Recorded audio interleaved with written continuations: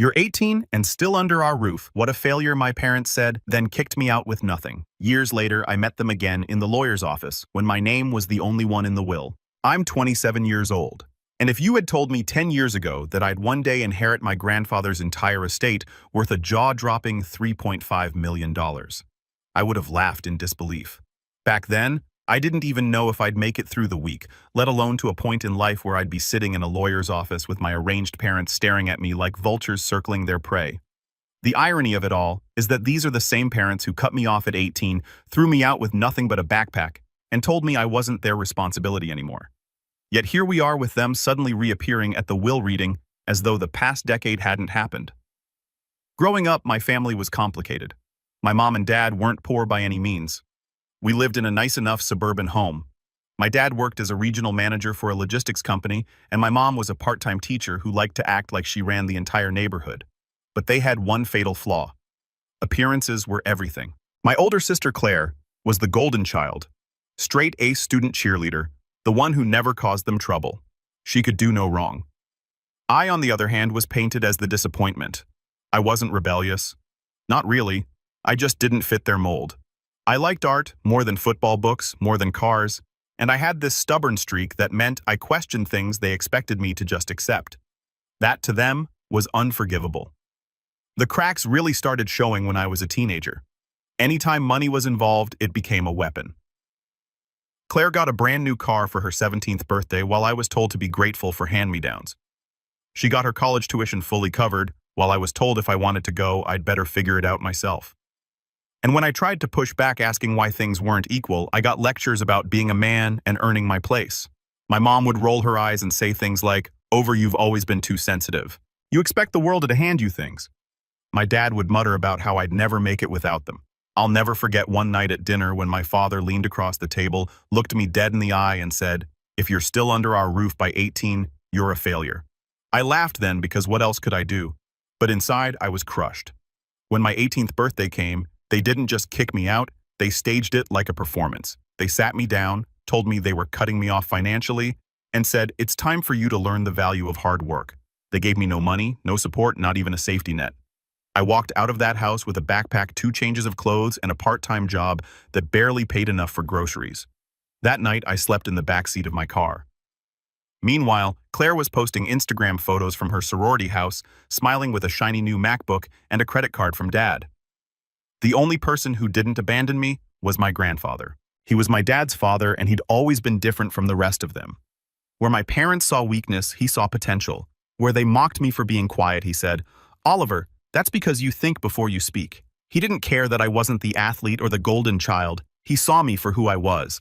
He'd invite me over for weekends, feed me, let me crash on his couch when things got bad. I never told him the full extent of what my parents had done. But he wasn't stupid. He saw the tension. He saw how I flinched when my dad's name came up. And over the years, he became more of a father to me than my actual dad ever was. Fast forward nearly a decade. I'd built a modest life for myself. It wasn't glamorous. I worked long hours, saved where I could, and kept my distance from my family. Claire would occasionally send me smug texts about her vacations or her new house just to remind me I was still beneath her.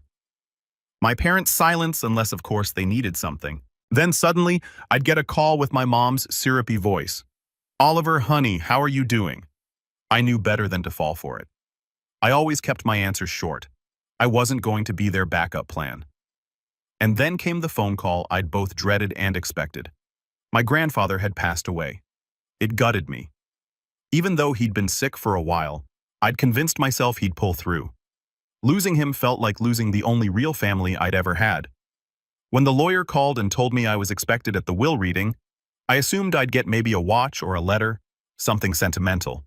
I didn't think for a second that I'd be the one inheriting everything. When I walked into that oak-paneled office, I froze. Sitting there dressed like they were heading to a gala were my parents and Claire. My mom's smile was wide. My dad's hand rested smugly on his knee. And Claire gave me this once-over like she was measuring how much I was worth now. I wanted to turn around and leave. But I forced myself into a seat. The air felt thick with her fake sweetness. My mom leaned over and whispered, "Don't worry, Oliver. We'll make sure the estate is taken care of properly," my dad added. "Yeah, of course. We'll manage it for you." They were already counting the money in their heads. I could see it in their eyes. They thought I was still that powerless kid they'd kicked to the curb. But then the lawyer cleared his throat, shuffled the papers, and said the words that made my heart pound. Per the wishes of the late Mr. Harold Montgomery, his entire estate, valued at approximately $3.5 million, is hereby left to his grandson, Oliver Montgomery. I swear time stopped. I looked up, and for a split second I thought I saw my grandfather's smirk in my mind, like he'd been planning this moment all along. My parents' smiles froze in place. Claire's jaw actually dropped, and then the lawyer turned the page and said, "There are additional stipulations you'll want to hear." And that's where things took a turn none of us were prepared for. My mother was the first to recover from the shock, though her voice came out too high, too sweet, like she was trying to mask her panic. "Well, of course that makes sense," she said, clapping her hands together lightly. "Oliver was always so close to Dad, but naturally Oliver will need our guidance. He's inexperienced with finances. We'll step in, won't we, dear?" She turned to my father, who nodded as if the whole thing were already decided. My father leaned back in his chair, steepling his fingers. Yes, Harold meant well, I'm sure, but Oliver's not equipped to handle an estate of this size. $3.5 million is a lot for someone with no background. It could ruin him. It's only logical we manage the funds on his behalf. The way he said ruin him made my stomach twist. They didn't see me as a person. They saw me as an obstacle between them and a fortune. Claire smirked, tucking her hair behind her ear like she was already picturing herself shopping with the money. Honestly, Oliver, don't take it the wrong way, but you've never been, well, responsible. Remember when you maxed out that tiny credit card freshman year? She laughed under her breath as if that one mistake defined me forever. And Dad's right. A sudden windfall could really mess you up. Let us help. The lawyer cleared his throat again, cutting through their little performance. If I may, Mr. Montgomery specified very clearly that the estate belongs to Oliver alone. No trustees, no oversight, full control. His eyes flicked toward me briefly as if to say, "Your grandfather knew what they'd try to do." That didn't stop my parents. My mom put a hand on my arm, her nails digging just slightly into my sleeve. "Oliver, sweetheart, you know we only want what's best for you. We can guide you through this. Make sure you don't make mistakes. Think of it like a family effort. Grandpa would want us all to benefit." That word benefit hung heavy in the room. Benefit for them, not for me. I stayed quiet, trying to keep my face neutral, but inside I was boiling. All those years of being told I wasn't enough, of being pushed aside for Claire, of sleeping in my car while they laughed over vacation photos, and now they thought they could swoop in and control the one thing my grandfather had left me. It wasn't even about the money in that moment. It was about their arrogance, the assumption that I couldn't possibly handle my own life without their guidance. Claire crossed her legs and leaned forward, her voice soft but dripping with condescension. "Look, Oliver, you've done fine for yourself, I guess. But this is different. You don't want to end up like those lottery winners who go broke in a year, right? I mean, think about it. You're not even a homeowner. You still rent, don't you? You don't have experience investing. What if you blow it all?" She gave a little shrug. "It just makes sense that Dad handles it. He's been managing money his whole career." What she didn't say, but I heard all the same, was that she thought I'd always be the failure, the one lagging behind the one they could keep under their thumbs. The lawyer didn't even look up from his papers this time. Again, Mr. Montgomery's instructions are explicit. No one but Oliver is to control or manage the estate. My father's jaw tightened, but he forced a smile. "Of course, we're just concerned, that's all." "You understand, son," he said. Son, like it was some term of endearment, but it felt hollow. This was the same man who had told me I'd never make it without him, who had watched me pack my things on my 18th birthday without offering so much as $20 for food. Now he wanted me to hand over millions out of gratitude. My mom gave a little laugh, tilting her head. "Oliver, you know we always wanted the best for you. Maybe we were tough on you, but look how strong you've become. That was our way of preparing you. Don't hold grudges. Let's move forward as a family." I nearly choked at the hypocrisy. Preparing me by throwing me out, by letting me struggle while they showered Claire with everything. My grandfather had prepared me, not them. He taught me resilience, patience, and the value of quiet strength. Still, I said nothing. I wanted to hear every manipulative word. Let them dig their own holes. The lawyer continued reading through the stipulations, but I barely registered the words. My parents were whispering to each other, already strategizing. Claire tapped on her phone under the table, probably texting her boyfriend about how rich she was about to become. I sat still, but inside I felt something shifting. All those years of being dismissed, all those nights of wondering if I was worth anything, suddenly I had the power, and they hated it. When the lawyer finally finished, my mom stood quickly smoothing her skirt. "Well, thank you, Mr. Thompson. Oliver, we'll discuss the details at home. You'll come over tonight, won't you?" She said it as though it was already arranged, as though I'd automatically fall back into their orbit. My father added, "Yes, we'll get started on a plan. Investments, property management, taxes. Don't worry, we'll take care of everything." And Claire, with that same smug little smirk, leaned in close as we walked out. "You're lucky, Oliver. If it weren't for us, you'd drown in all this. Don't forget who actually knows what they're doing." I clenched my jaw, my fists tied at my sides. Lucky, no. I wasn't lucky. I was chosen. My grandfather had seen through all of them and decided to put everything in my hands. And as much as they wanted to pretend otherwise, they weren't in control anymore. But I didn't say a word, not yet, because I knew deep down that this was just the beginning.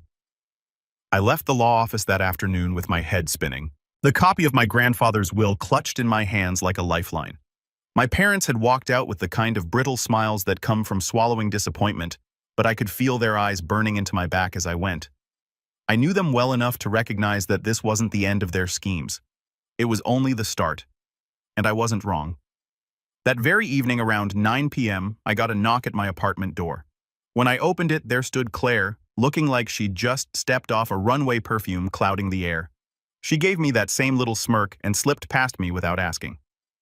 "Cute place," she said, glancing around the small living room with an exaggerated lift of her eyebrows. "But let's be honest, Oliver, this won't do anymore. You'll need something grander.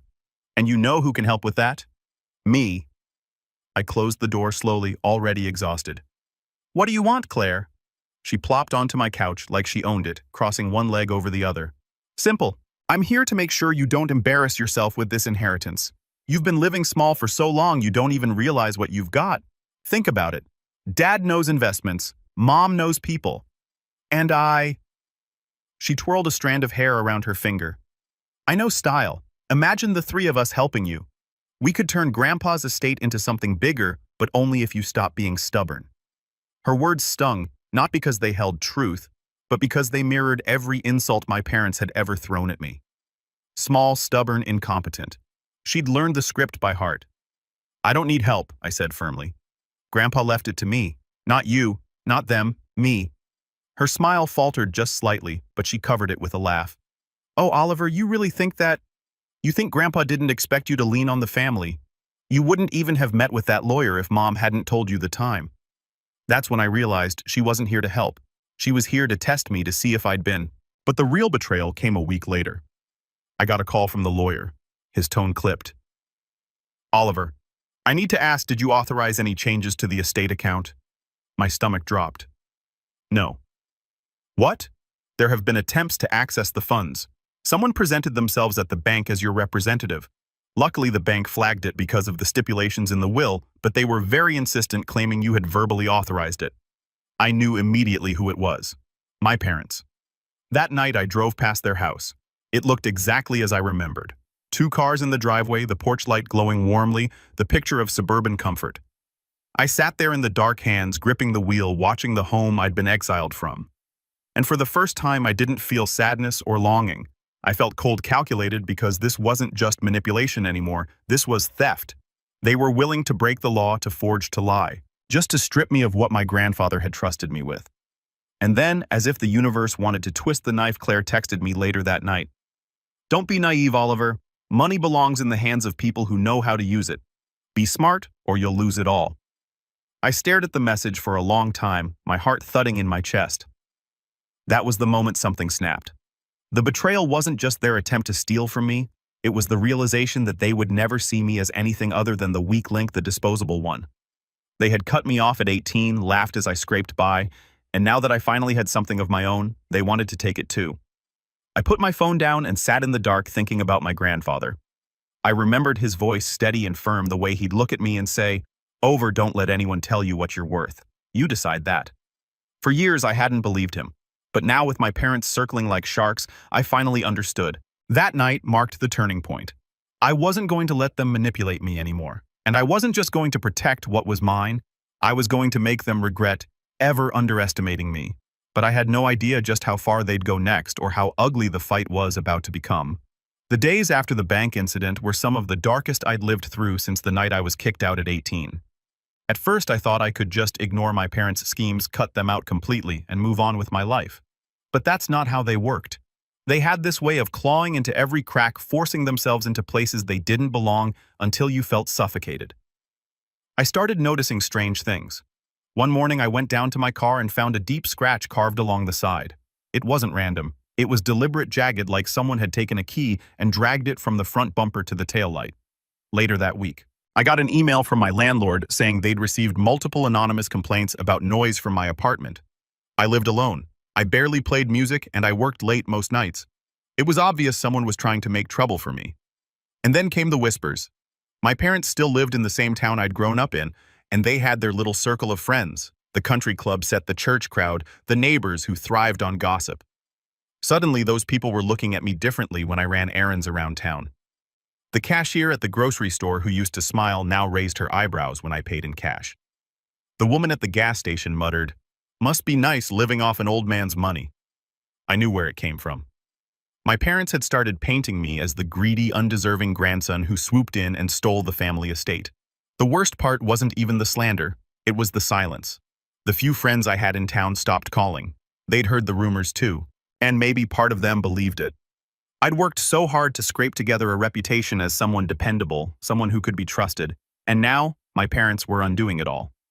I hit a low point one night when I sat alone at my kitchen table staring at the stack of bills in front of me. Not because I couldn't pay them. I had access to funds now, but because I was terrified. Terrified that if I used my grandfather's money too openly, it would feed the narrative my parents were spinning. Terrified that every move I made would be twisted into proof that I wasn't capable of handling what I'd been given. That's when the old doubts crept back in. Maybe they were right. Maybe I wasn't strong enough. Maybe I'd drown in this inheritance the way they said I would.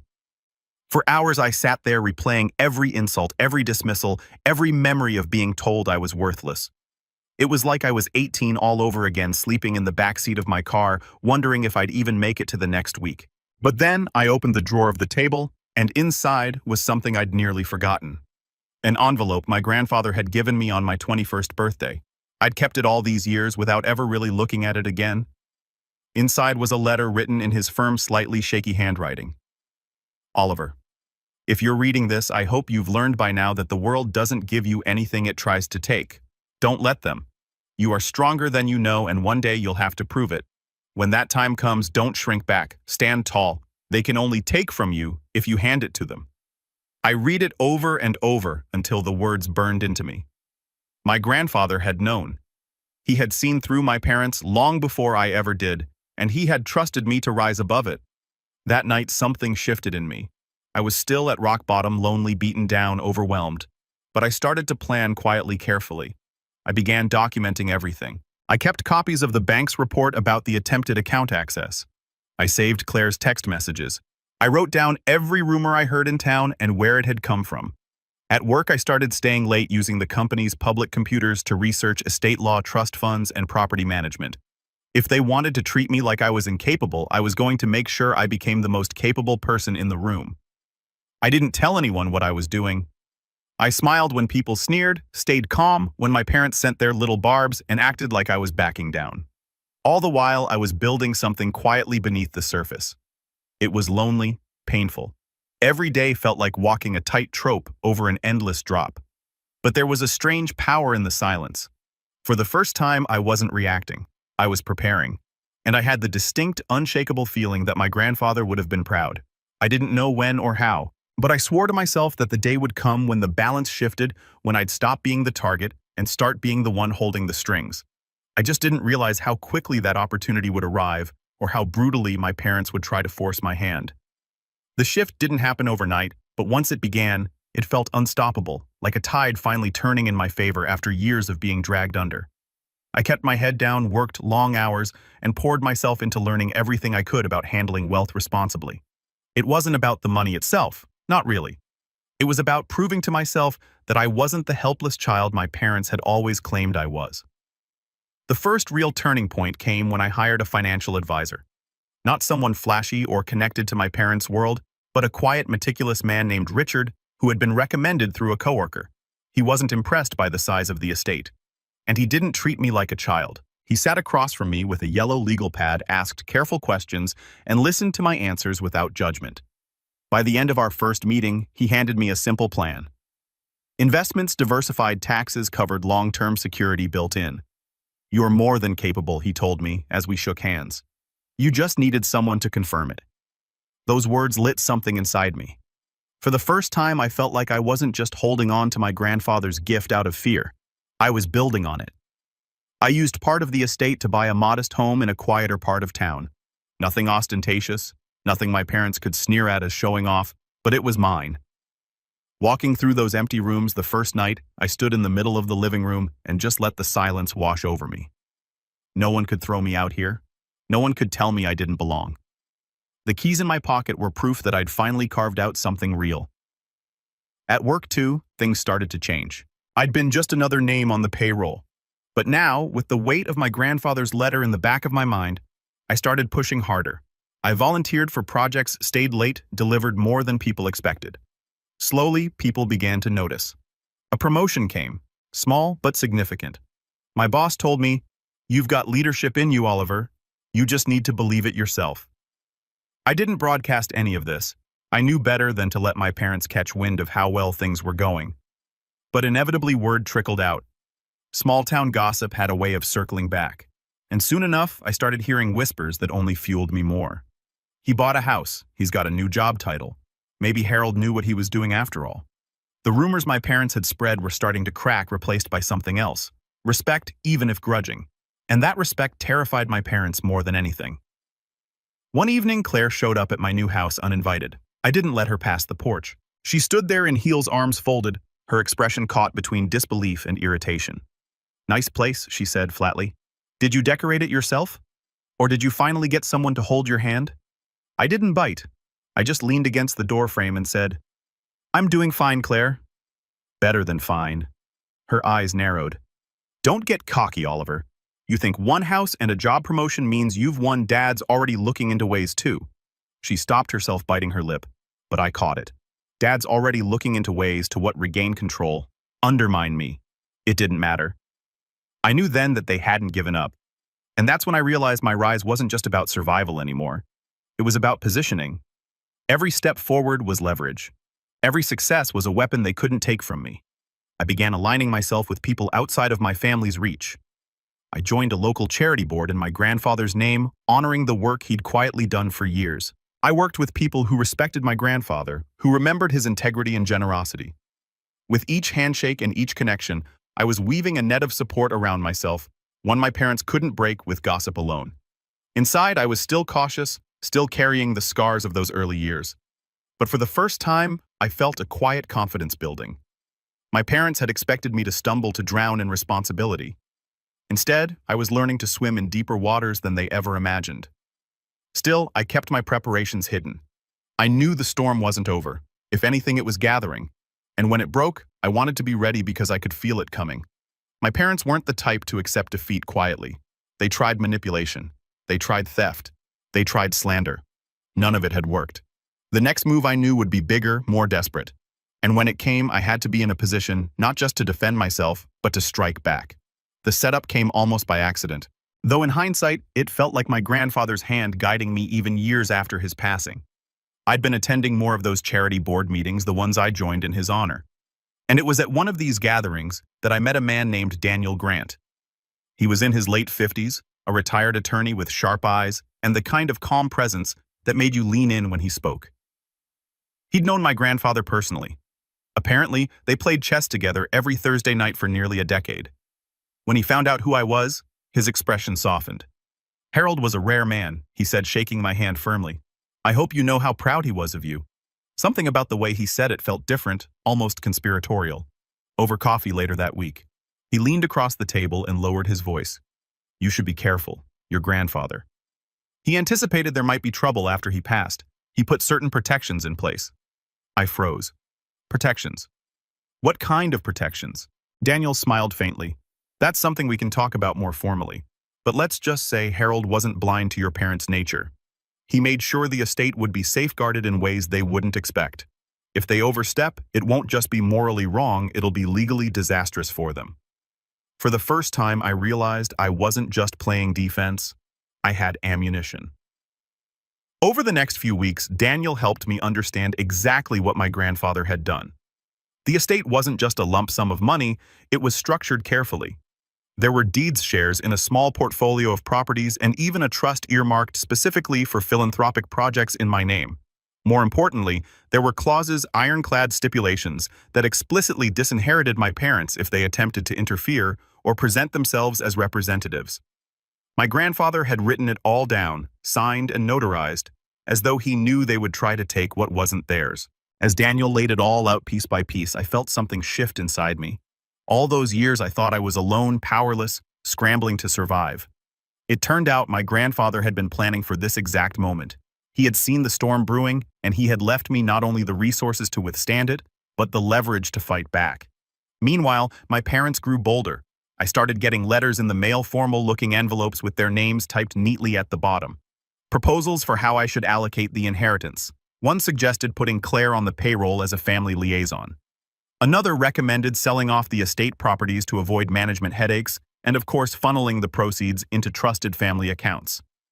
I didn't respond to any of them, but I kept each letter filed neatly in a folder Daniel advised me to maintain. Paper trails are powerful, he told me. Every word they put in writing is another rope they're tying around their own throats.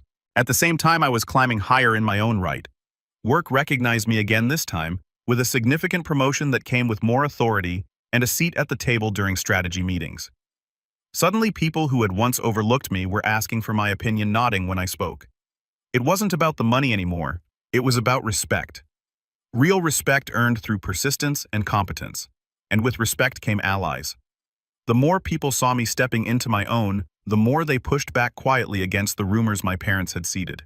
At community events, I overheard comments like, "Oliver really turned out well, and you can tell Harold raised him right." Every little remark chipped away at the false image my parents had tried to build. The best part, they didn't know. They had no idea that while they were scheming behind closed doors, I was gathering allies' documents and quiet influence. They thought I was still that boy they'd tossed out with nothing but a backpack. They thought I'd cave hand over the reins and thank them for it. But I wasn't that boy anymore. I was a man with power, power they couldn't see coming. And then came the moment that tied everything together. One evening, Daniel handed me a small leather-bound notebook worn at the edges. "Your grandfather asked me to hold on to this until I felt you were ready," he said.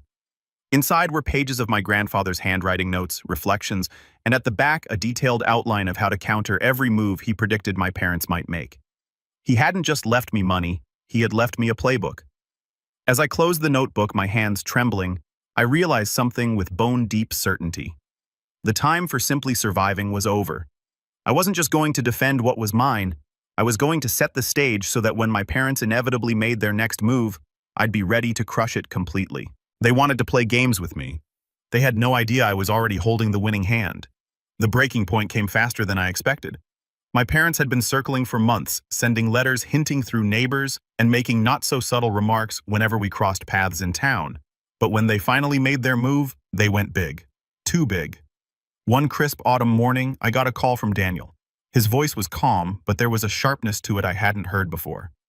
"Oliver, your parents filed a petition with the court this morning. They're claiming you're unfit to manage the estate and are requesting guardianship of the assets." Guardianship. They were actually trying to have me declared incompetent at 27 years old. After everything I'd built for myself, I almost laughed when he told me. The absurdity of it nearly overwhelming. But then the sting hit because this wasn't just another attempt to manipulate me behind closed doors.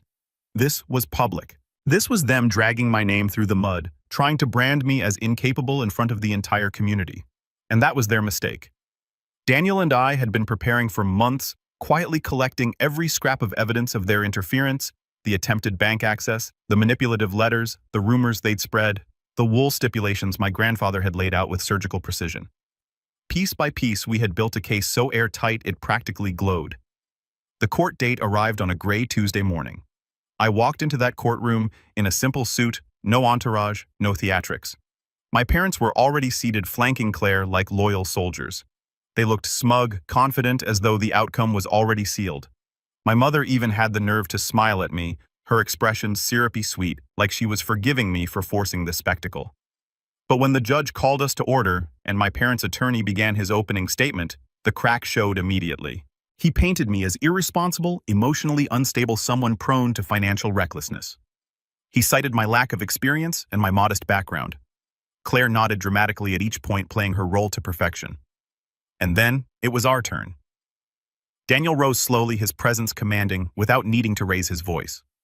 Your Honor, what we have here is not a question of competence, but of greed. He began laying out the documents one after another. The forged attempt at the bank, the letters proposing that I hand over control, the text messages dripping with condescension. The stipulations in the will that explicitly disinherited my parents if they so much as attempted to interfere. The courtroom grew quieter with each piece of evidence. My parents shifted uncomfortably, their smugness slipping. Claire's jaw tightened, her arms folding across her chest. And then came the final blow.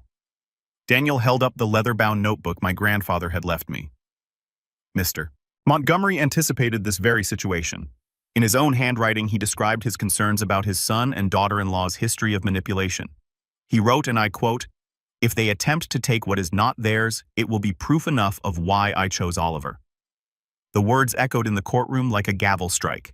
I saw my mother's face pale, my father's fists clench, Claire's eyes dart to the floor. When the judge finally spoke, her tone was crisp and final. The petition is denied.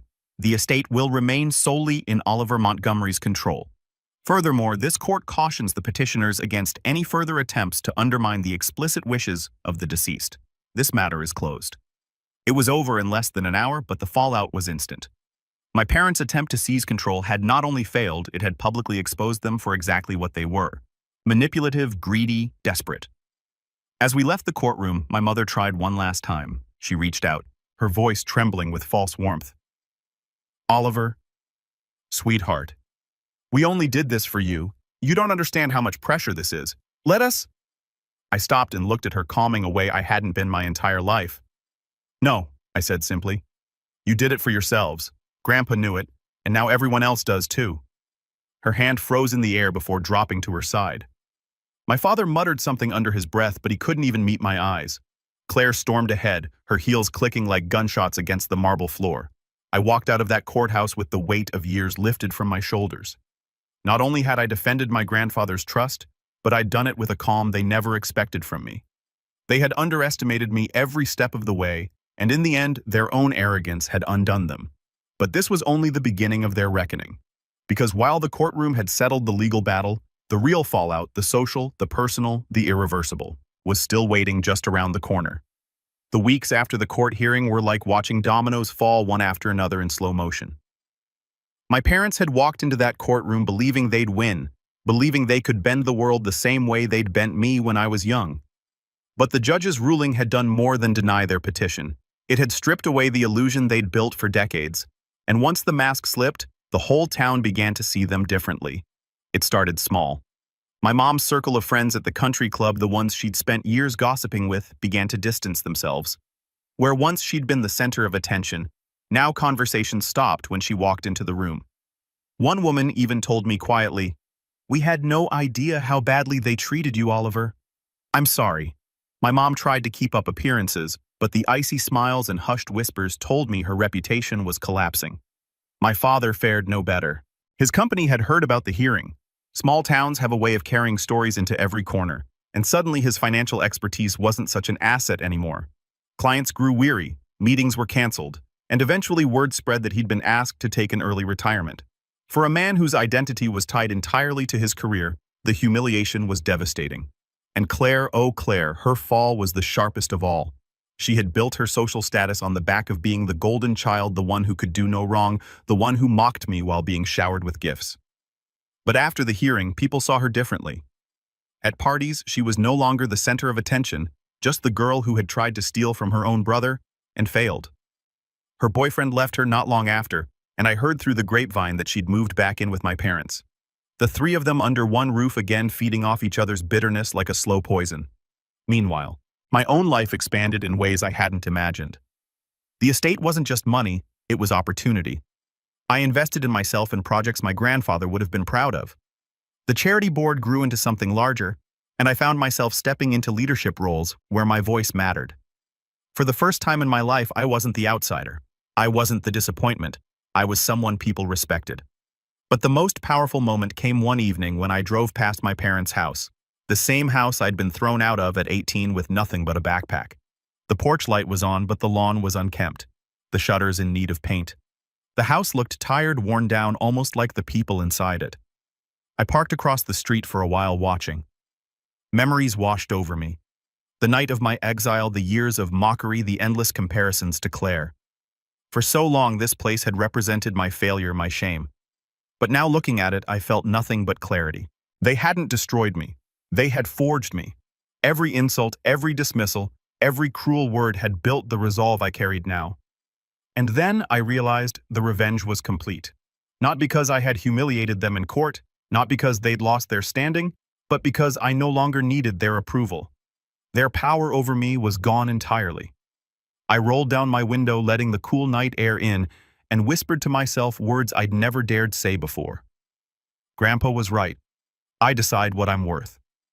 With that, I put the car in gear and drove away, leaving the house and everything it represented behind me. They had tried to cut me out of their lives. In the end, I had cut them out of mine.